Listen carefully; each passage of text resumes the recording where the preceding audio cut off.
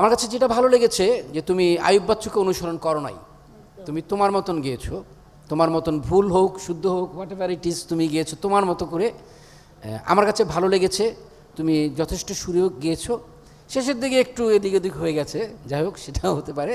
তুমি ভালো গেয়েছো, তোমার গান আমার ভালো লেগেছে এবং তুমি ভবিষ্যতে আরও ভালো গাইবে, এটা কামনা করছি। সামিনা ম্যাম।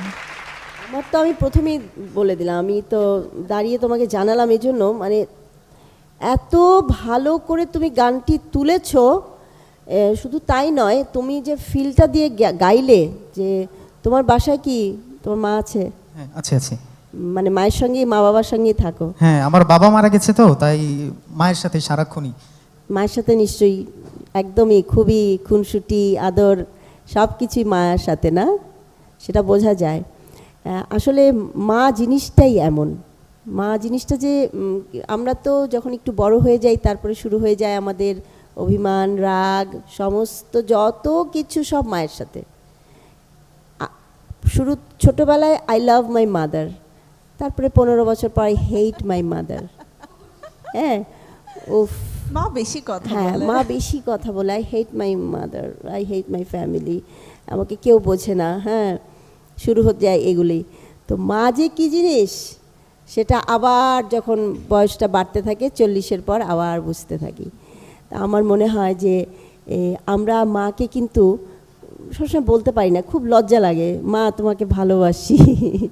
আসলে আম্মা তোমাকে ছাড়া কিন্তু চলবে না, এই জিনিসটা সারাক্ষণই ফিল করি কিন্তু বলতে পারি না।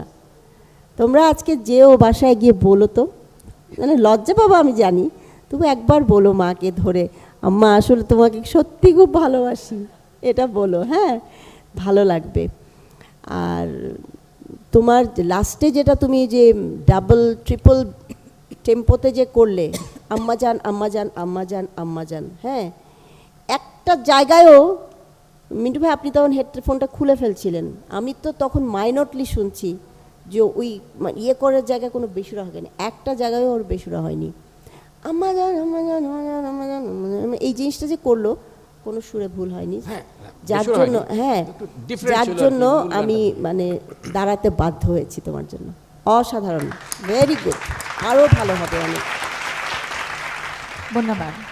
আমার মনে হয়েছে যে তুমি এরপরে কিন্তু আজকে এর আগের দিনও যেটা গেয়েছো একটু মেলোডি গান গাইতে হবে, কারণ এটা তো প্রতিযোগিতা, সবই যদি এক ধরনের গান গাও তাহলে একটু ম্যানারিজম চলে আসে।